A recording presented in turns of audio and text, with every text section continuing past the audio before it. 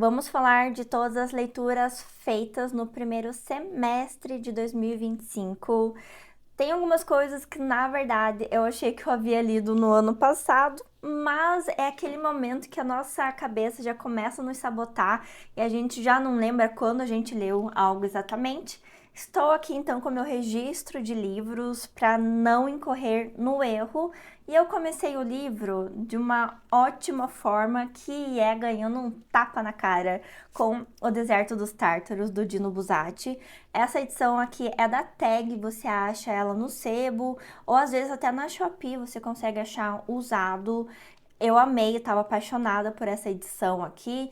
Eu gostei muito de ler nela. Eu acho que eu já falei demais esse livro aqui no canal. Eu acho que eu já atingi a minha cota de falar do Deserto dos Tártaros. Mas nós temos aqui o jovem Drogo, que ele vai servir no Forte Bastiani, na expectativa de ser um homem ali que vai ter a sua glória na guerra, no combate, que vai ser importante para o seu país, que vai realmente ter as glórias, o louro, né, de um homem que enfrenta a batalha, que vai vencer, que vai se provar, né? Mas os anos se passam e ele fica esperando, e é uma reflexão muito interessante do que acontece quando a gente espera, o que acontece com a gente e o que acontece ao nosso redor quando nós esperamos por algo.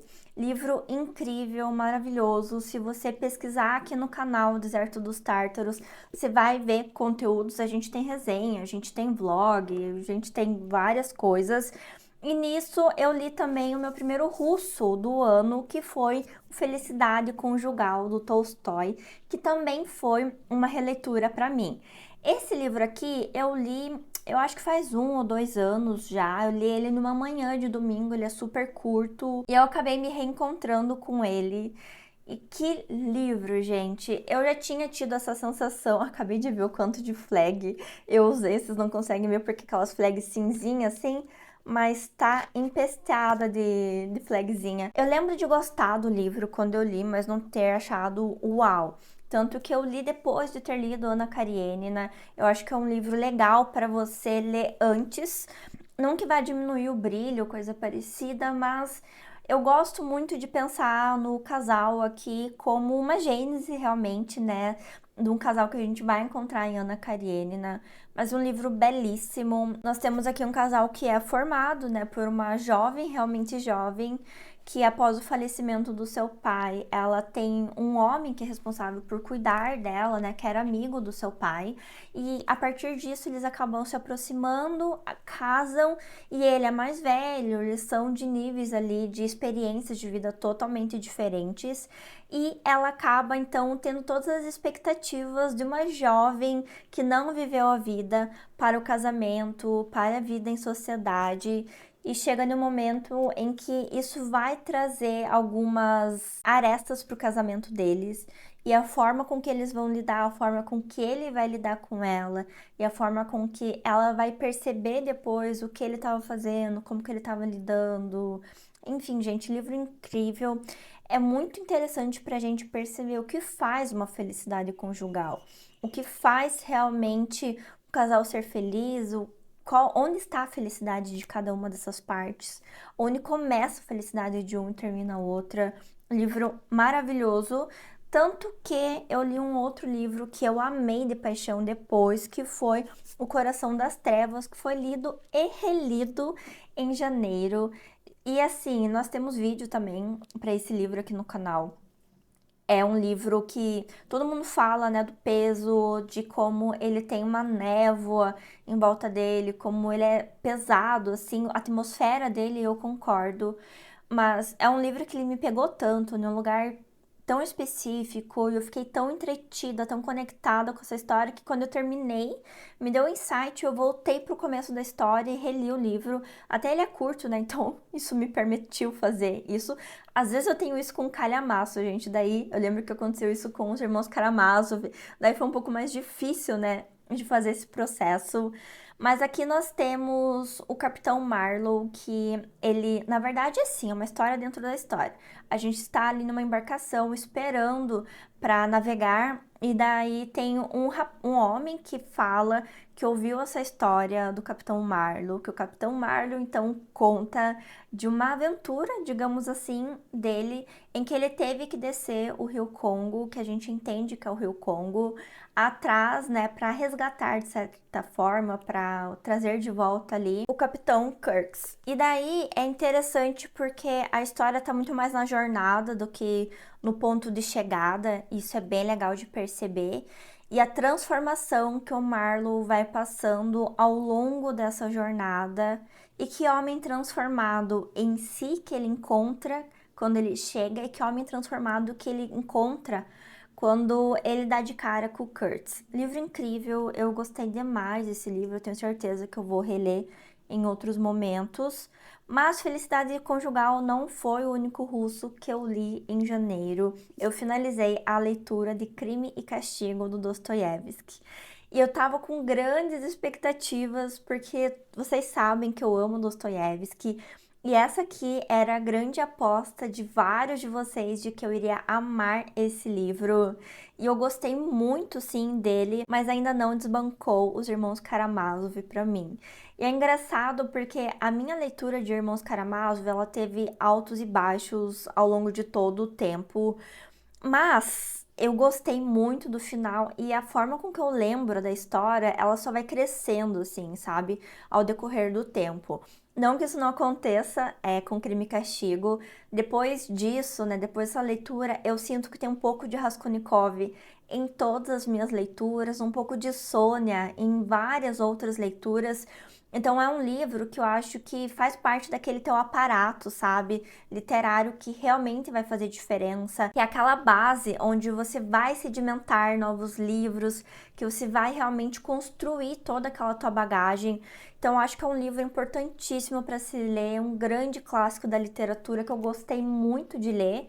Acho que aqui é chover um pouco no molhado, né? Mas nós temos o Raskolnikov que comete um crime de forma intempestiva ali e ele começa a ser atormentado pela culpa, de certa forma, pela imagem do seu crime, pelo receio do que pode acontecer. É muito complexo, na verdade, trazer dessa forma simplista, assim, sabe? Mas ele é atormentado pelo seu crime. Eu acho que atormentado é uma boa palavra para definir.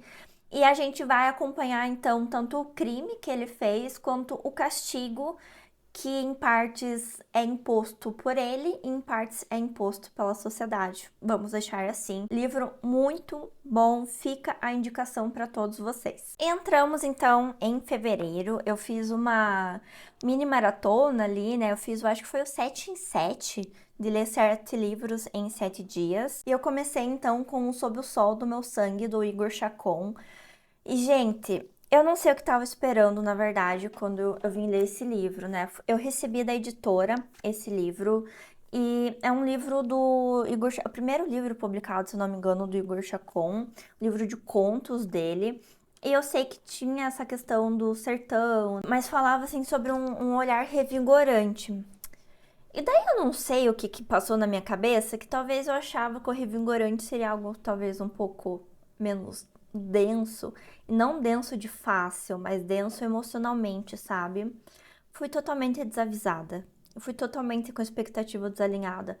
O primeiro conto, gente, ele me marcou que eu não esqueço até hoje. E assim, ele fala da seca, ele fala do passar fome, ele fala, ai, gente, de tudo que do teu imaginário, assim, que você pode ter sobre o sertão, sobre o sertão nordestino, a seca nordestina. E pra mim é um tema muito delicado, assim, sabe? Eu super consigo lidar e amo, por sinal, a tormenta psicológica, os transtornos, o inferno mental, mas fome, seca, pobreza. Isso, assim, ele me pega num lugar que eu não entendo por quê. Dito isso, trabalho belíssimo do Igor Chacon, porque eu realmente fiquei bem impactada com essa história que, principalmente o primeiro conto, assim, me pegou de um jeito bem significativo. O ano passado eu fiz resenha ali em outubro para alguns contos que estão aqui lá no meu Instagram, caso vocês queiram ver, mas gostei muito, tá? Fica a indicação para vocês. E eu li também, não foi nessa edição, tá? Mas na minha edição que eu li tá lá no móvel da TV, que foi O Hobbit. Eu li por aquela edição anotada, que por sinal eu não recomendo. Eu acho que aquela edição é realmente para quem vai fazer um estudo. Como eu fiz em leitura conjunta com a Biblioteca Secreta, eu achei que as notas podiam me ajudar a trazer um conteúdo complementar para as pessoas e tudo. Mas entra em umas minúcias de tradução, assim, que realmente não faz diferença para uma leitura cotidiana, como é da grande maioria de nós, né? Mas eu adorei a história. Essa história do Bilbo, que vai se desafiar em uma aventura com os anões, rumo à montanha, rumo a um tesouro que está ali sendo protegido pelo Smaug. Então, eu gostei bastante dessa história. Eu lembro que eu li quando... Não sei se quando eu era adolescente, mais ou menos, então eu não lembrava tanto da história. Eu tinha mais a lembrança recente dos filmes, né? Só que eu não lembrava mais o que que era livro e o que que era filme. Então foi bem gostoso de fazer essa distinção. Quero reler daí O Senhor dos Anéis, porque também faz bastante tempo que eu li, mas não sei quando isso vai acontecer. Eu preciso comprar uma edição nova, por sinal, porque a minha está naquele cheirinho de guardado, sabe? Tanto que o plano era ler por essa edição aqui do Hobbit, mas não deu, porque o meu box vem o Hobbit e os livros do Senhor dos Anéis, mas não rolou. Bom, avançamos para o meu primeiro Murakami. Eu li então o seu livro de não ficção, do que eu falo quando falo de corrida, que foi no momento que eu estava me preparando para minha primeira corrida de rua. E foi um livro sensacional. A gente tem vídeo também, tudo que tiver vídeo eu vou deixar na descrição para vocês. A gente tem vídeo para esse livro. E gente, eu amei de paixão, tá? Isso daqui. Eu sinto que foi muito foi o livro certo para o momento certo. A forma com que o Murakami fala sobre a vida, sobre a perspectiva dele, sobre os desafios que ele enfrenta é muito legal, a forma com que ele vê o esporte. Eu acho que a principal lição que eu tiro desse livro, que ele fala que ele tem poucos, muito poucos motivos para fazer aquilo que faz bem para ele. E porque ele tem várias outras coisas no prato dele, várias outras obrigações, então essas coisas vão pesar muito mais no prato. Então, esses poucos motivos que ele tem para correr, por exemplo, para fazer a bike, para nadar, porque ele é um triatleta, ele precisa manter esses bons motivos muito fortes. E eu achei isso muito legal, porque eu lembro que eu li isso num dia em que eu tava remanejando todas as minhas coisas e a corrida, por sinal, porque eu não ia dar conta de tudo, e a corrida nesse dia foi despriorizada. E é aquilo, né? Entre várias coisas que a gente tem que organizar e priorizar, normalmente o nosso bem-estar, aquilo que faz bem pra gente, que a gente precisa ter, a gente coloca em segundo plano. Um livraço, eu recomendo muito esse livro se você faz esporte ou para conhecer mesmo um pouco de um outro lado desse autor. E avançamos então, nossa gente, em fevereiro eu li 9 livros, misericórdia. Eu li também O Papel de Parede Amarelo e eu não curti essa história. Muito se fala assim de ser um dos primeiros livros feministas e tudo, e eu só achei a história, sei lá, tão óbvia assim. Não querendo falar mal do autor, eu acho que toda vez que alguém fala, ai, qualquer pessoa poderia ter escrito isso, eu sempre penso, nossa, então senta e faz. Mas faz um pouco do que eu senti com esse livro, porque não achei uma história complexa, amarrada, bem construída e não funcionou pra mim. Nesse livro a gente tem uma moça que ela acabou de ter um filho e eles se mudam daí pra uma casa, ela não está se sentindo muito bem.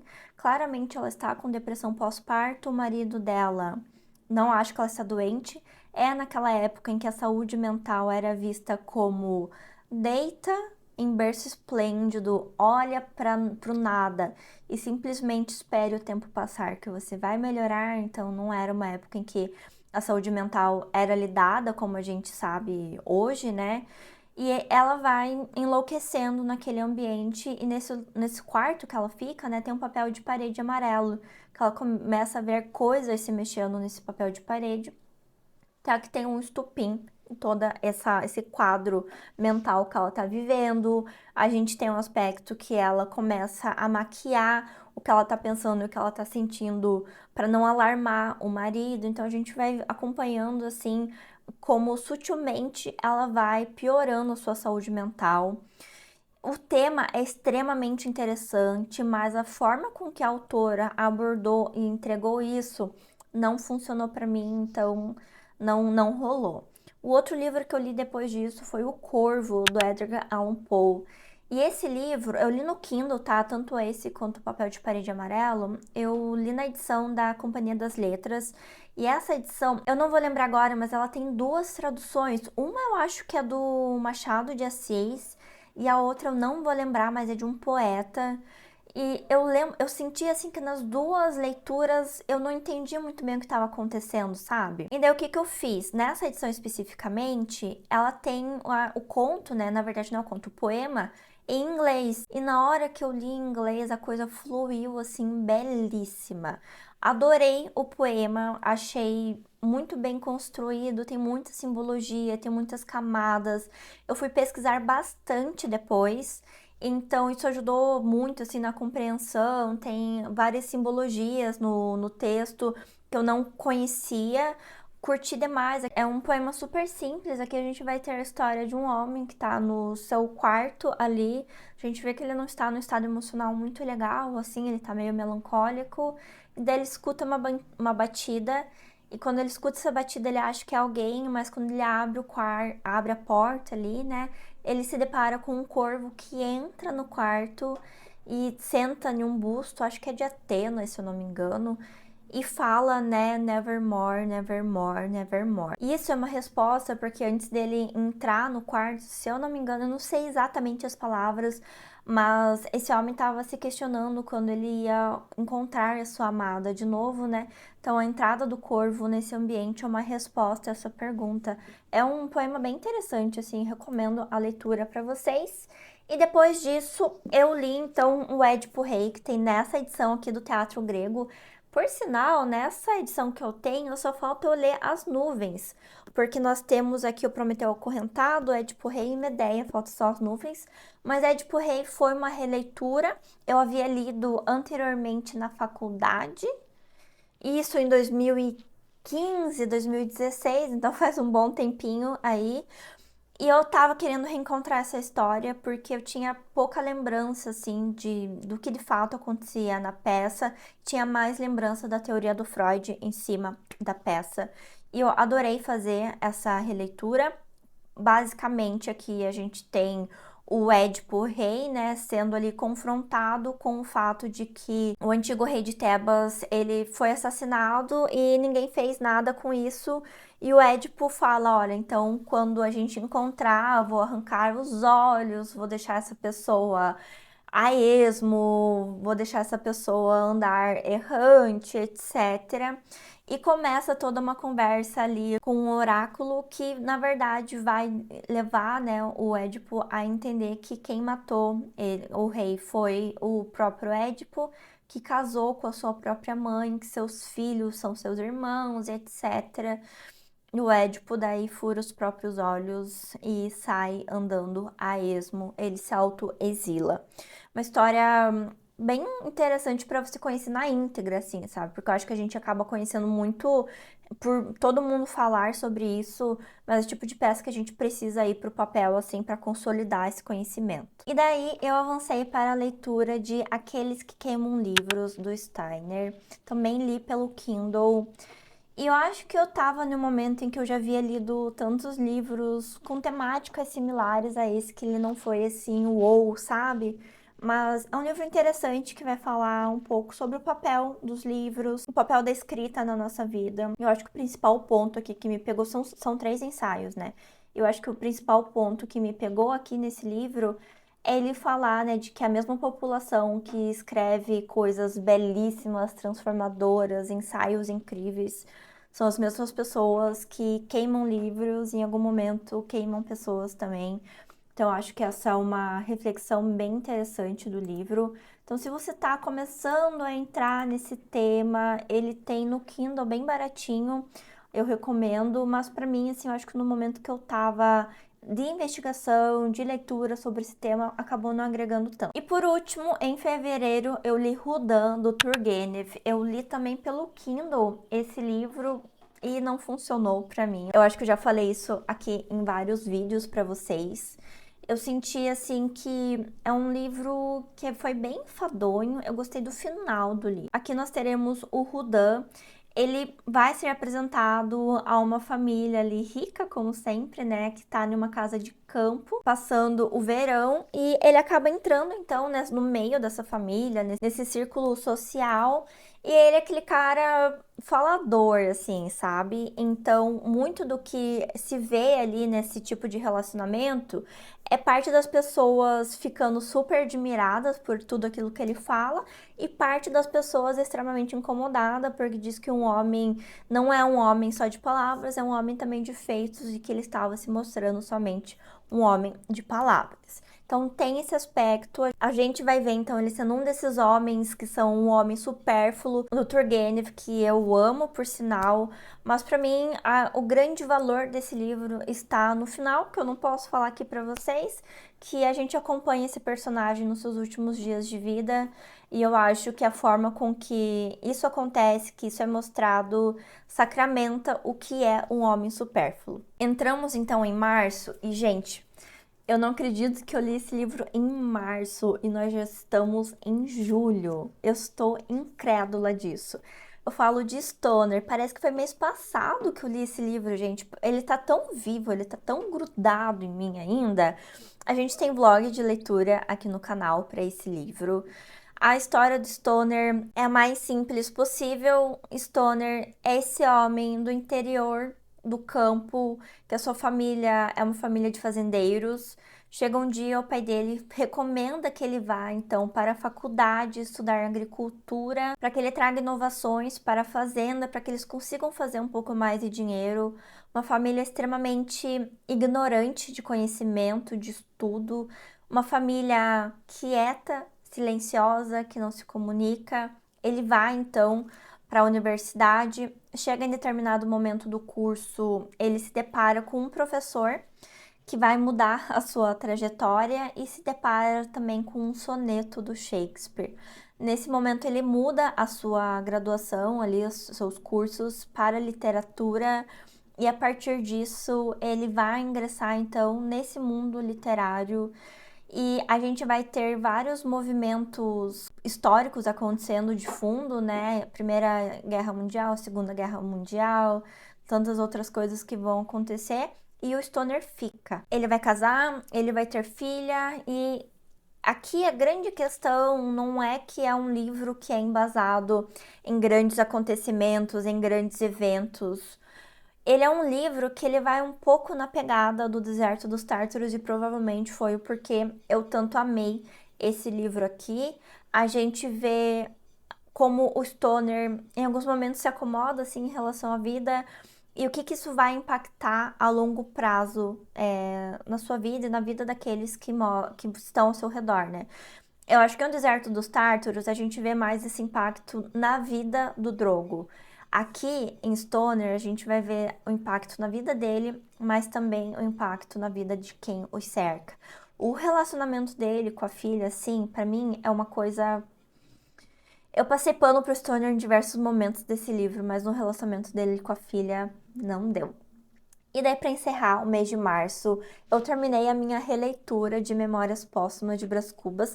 Esse ano foi um ano até então de bastante releituras, né? Eu adorei fazer essa releitura. Se vocês não sabem minha trajetória com Machado, eu li Memórias Póstumas, não entendi nada. Daí, na Biblioteca Secreta, a gente começou o projeto lendo todos os romances do Machado de Assis. E daí chegou o momento, na ordem cronológica, de lermos o Memórias Póstumas, e para mim foi a releitura. E tudo fez sentido magicamente para mim, porque eu já estava adaptada à leitura do Machado, também tem a bagagem literária que a gente vai construindo ao longo do tempo.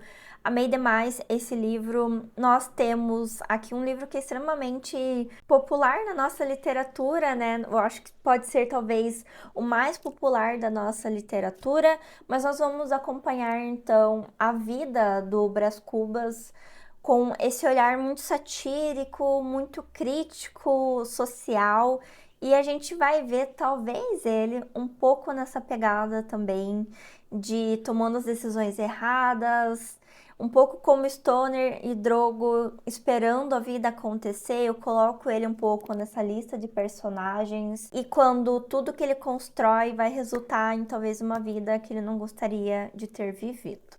Livraço, obviamente, e daí nós avançamos para abril. Eu li o Devaneios do Caminhante Solitário, do Rousseau. Eu não sei por que eu não fiz nenhum conteúdo ainda sobre esse livro. Eu gostei bastante dele. E ele é um livro que ele vai ter 10 caminhadas, então são 10 ensaios diferentes e a gente percebe aqui variações do Rousseau, né? Tem toda uma questão particular que o Rousseau estava vivenciando, porque ele diz que ele foi forçado a sair da sociedade por contas que coisas que aconteceram ali, e a partir disso ele se sente perseguido, ele parece que desenvolve um delírio persecutório mesmo, e ele começa a ver valor na sua solitude, e é um tema que vocês sabem que eu amo. Ele vai discorrer sobre isso ao longo de todo o livro. Eu ainda quero fazer algum conteúdo sobre esse livro, eu não sei o que exatamente.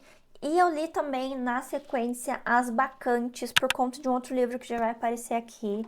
Gostei bastante dessa peça. E esse livro é um grande rendezvous, né? Que é basicamente o deus Dionísio chegando no rolê ali em Tebas e querendo mostrar às pessoas o porquê ele é sim um deus. Tem toda uma questão do nascimento dele ali, de que as pessoas falam que ele não é um deus de verdade.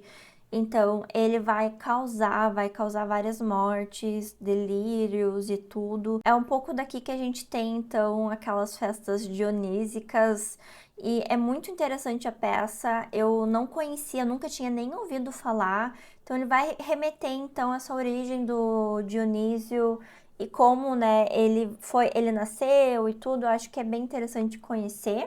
Mas ela já se mostra aqui importante, vocês vão entender. Depois do Devaneios, o Caminhante Solitário, eu peguei o Vita Contemplativa do Byung-Chul Han.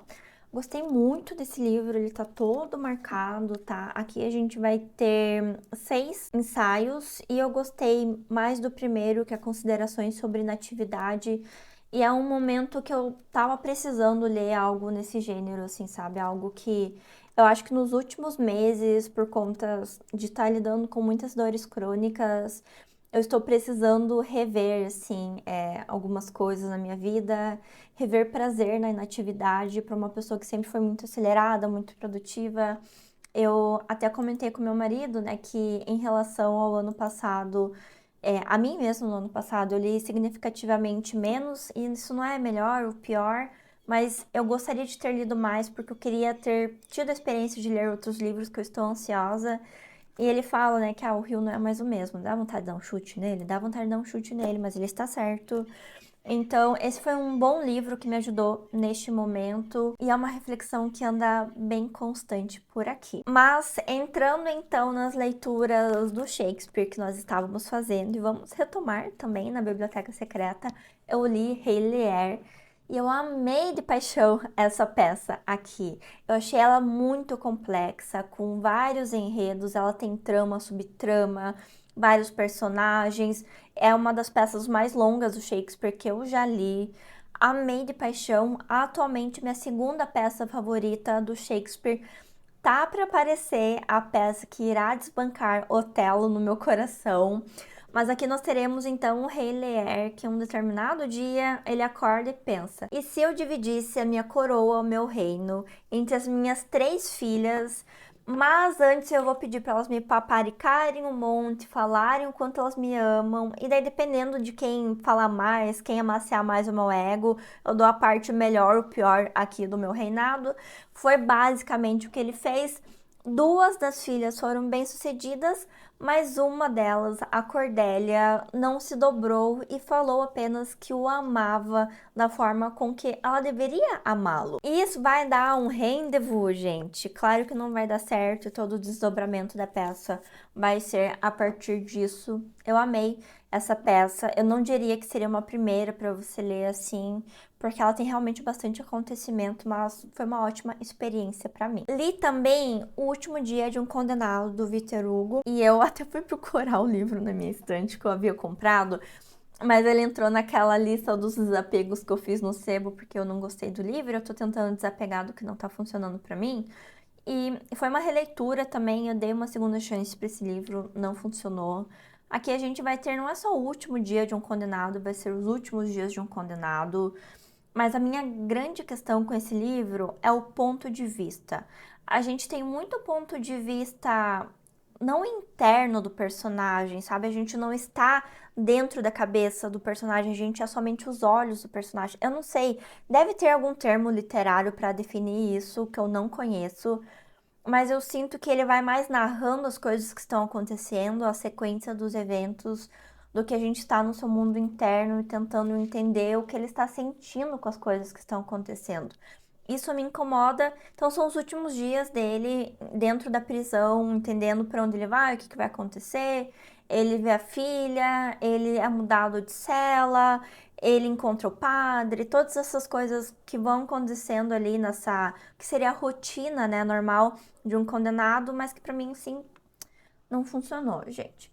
E eu li também o What I Mean When I Say I Am Autistic. Gente, esse livro, assim, foi uma grande virada de chave pra mim, assim. Eu acho que eu tenho lidado com o fato de ser autista de forma muito diferente desde então. Toda essa questão de eu ter mais conforto comigo, com o meu corpo, com o ambiente onde eu estou, de impor mais limites, de tentar ser mais confortável com quem eu sou no mundo, foi muito graças a esse livro.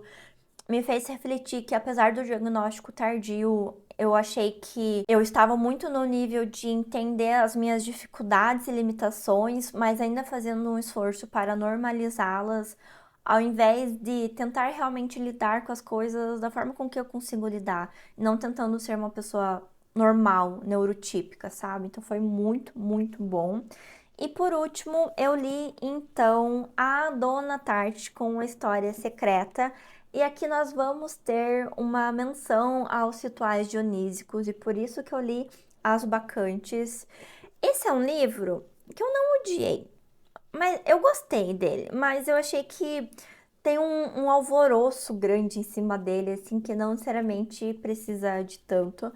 Eu acho que em alguns momentos ele fica um pouco enfadonho, um pouco chato, assim, e dá muito essa vibe de, realmente, de história, livro, filme que se passa na universidade, que é aquela galera imprudente que toma um monte de decisões. É um monte de riquinho tomando decisões erradas e ponto, assim, sabe? Nesse livro a gente vai ter então esses riquinhos, a gente tem um outsider, né? Que é o Richard, que ele vai ser o nosso ponto de vista sobre tudo isso, o que quer dizer que é uma narrativa não confiável. E ele é um menino pobre, que vem de uma cidade menor, que não tem dinheiro, só que ele é, então, de certa forma, inserido aí nesse grupo de alunos super restrito, de 5 pessoas, 5 pessoas, que estão estudando grego com um professor super elitizado e etc. E ele passa então a fazer parte desse grupo, da rotina diária desse grupo, e coisas estranhas começam a acontecer. Na primeira página a gente sabe que um deles morreu, não morreu, foi assassinado pelo grupo, né? E a gente vai entender então o porquê das coisas terem acontecido. Isso é interessante porque, como a gente sabe que isso aconteceu logo na primeira página, a gente, ao longo da história, vai sendo meio que manipulado para justificar ou não o fato daquilo ter acontecido. Chega num momento do livro que você pensa assim, putz, esse cara merecia mesmo morrer, sabe? Só que isso é tudo uma questão de ponto de vista. Então, nesse aspecto, eu achei que é uma estrutura narrativa interessante. E daí entramos em maio, que eu comecei lendo Nossa, estourou a luz, né? Sobre a brevidade da vida, deixa eu tirar aqui do Sêneca. E eu comentei desse livro no último fechamento de leituras que eu fiz aqui no canal. E eu acho que uma das coisas que eu não comentei é que eu concordo com várias coisas que o Sêneca traz nesse livro, mas eu acho que a gente tem que fazer um recorte de tempo muito importante para não cometer anacronismo. Sêneca escreve num tempo onde a rotina era muito diferente, a forma de trabalho era extremamente diferente, enfim, toda a rotina era outra do que a nossa, porque senão parece que, nossa, por que que eu não tenho toda essa reflexão de não trabalhar com base, não atuar, né, não ter a vida com base nas demandas do meu chefe, não atuar com base nas demandas da minha família, dos meus amigos. A gente vive numa sociedade totalmente diferente. Na época do Sêneca, as demandas eram outras, então eu acho que é muito fácil as pessoas fazerem plug and play, sabe? Só pegarem aquilo sem pensar o que que eu posso aproveitar disso de reflexão para trazer para minha vida mesmo, sabe? Para minha vida do dia a dia. Então, eu acho que é uma reflexão plausível para como a gente usa o nosso tempo livre e não necessariamente somente como que eu redesenho toda a minha vida. Na Biblioteca Secreta, nós lemos o meu primeiro Hesse, que foi O Lobo da Estepe. Eu adorei esse livro. Nem todos adoraram, mas tudo bem. Hesse aparentemente é um autor que ame ou odeie. Nesse livro aqui a gente vai ter a história do Harry Haller, que ele vai... O começo do livro, assim, ele é interessante porque a gente começa a ter contato com essa história com o sobrinho da senhoria do Harry Haller. Então ele tá hospedado em um lugar e essa senhoria, né, a mulher que é dona ali do lugar tem um sobrinho que ele vai comentar então das suas primeiras interfaces com o Harry Haller. E depois a gente segue propriamente pro ponto de vista do Harry Haller, ele vai ter contato daí com um tratado do Lobo da Estepe, que é um tratado filosófico e tudo. E a gente tem um momento daí que o Harry Haller vai para o mundo, viver o mundo, vai ter contato com as pessoas, etc. A gente vai ver ele de fato ali interagindo. E depois a gente tem uma cena do teatro mágico que as pessoas falam que é uma viagem de ácido. Eu tenho as minhas questões com esse livro, eu gosto muito dele, a gente vai ter essa dualidade do que é o homem, o que é o lobo, e ele tá lutando contra isso todo o momento. Tem também a reflexão de que não somos somente homem e lobo, somos uma pluralidade dentro de nós mesmos, gosto muito. E eu fiz também a releitura de Macbeth. E, gente, tô animadíssima que vai sair a edição do Macbeth da Penguin. Eu acho que esse é o terceiro vídeo que eu gravo falando disso. Macbeth foi uma ótima releitura. Eu confesso que não é minha peça preferida, apesar de eu gostar dela, tá? Aqui a gente tem o Macbeth, que é esse general que ele está voltando de viagem com um amigo, voltando, na verdade, de um combate. No retorno de casa, ele se depara com três bruxas que vão fazer uma profecia. Vão dizer que o Macbeth vai se tornar rei e que Banquo, o seu amigo, não vai ser rei, mas ele será pai de reis. O Macbeth manda uma carta para Lady Macbeth, sua esposa, explicando isso, contando o que aconteceu. Quando ele chega em casa, Lady Macbeth tá com as coisas acertadas para acelerar o processo do reinado do Macbeth. É uma história bem interessante para entender assim o quanto que as pessoas são influenciadas ou não a fazer algo, o quanto que as pessoas às vezes precisam de incentivo para trazer aquilo que já está dentro delas. E encerramos então o semestre com junho. Eu li o Beowulf e, gente, ok, eu li, né? Eu falei isso até no resumo, né, do último mês, que eu li esse livro. Eu acho importante a gente ir para a fonte de onde grandes autores beberam, como Tolkien, né? A gente vai ter várias referências de Beowulf na sua obra, mas não é um livro, assim, eu acho que eu prefiro mais como Tolkien trabalhou as simbologias do que como foi trabalhado aqui em Beowulf, mas basicamente Beowulf é esse grande herói que ele vai então defender ali uma corte que está sendo atormentada por um monstro que é o Grendel. Esse monstro ele vai derrotar e depois, no segundo momento, ele vai lutar contra um dragão que está protegendo um ouro. E ele vai ter também um reinado durante um certo tempo. Enfim, gente, eu li, conheço as referências agora, consigo identificar como uma coisa influenciou a outra. e passei adiante. O outro livro que eu li, então, em junho foi Viagem ao Redor do Meu Quarto, do Javier de Mestre. Também não curti esse livro, eu entendo a pegada dele, né? Aqui a gente vai ter esse personagem que na verdade está em prisão domiciliar e o que nós vamos acompanhar aqui é a sua viagem de percepção ao redor do seu quarto, seus pensamentos, suas reflexões, a forma com que ele percebe esse ambiente. E é lançado em uma época onde as viagens, os livros de viagem estavam sendo muito falados, as aventuras, etc. Então a gente tem aquele tipo de viagem interna que a gente conhece, sabe? Então foi lido. Mas no final de junho, encerrando esse primeiro semestre, eu tive outra releitura que foi meu reencontro com Virginia Woolf, com seu Miss Dalloway. Eu tive uma experiência, graças ao bom Deus, extremamente melhor. Gostei muito dessa releitura. Vocês devem conhecer que aqui nós temos a Miss Dalloway que vai em um belo dia comprar suas próprias flores e a gente vai ter um fluxo de consciência passando dela para toda essa sociedade londrina e todos em algum nível se preparando ou não para o seu baile que ela vai dar na noite. É um livro bonito, é um livro que eu não costumo dizer isso, mas eu acho que é um livro que sim, você precisa de certa bagagem. Mas se você não tem, leia mesmo assim e depois de um tempo releia para você ver a diferença, o quanto que você conseguiu compreender mais, porque foi a minha experiência, assim, sabe? Eu só tenho receio que as pessoas vão muito cruas, assim, sem nenhum tipo de entendimento, porque isso pode afastar da obra da autora.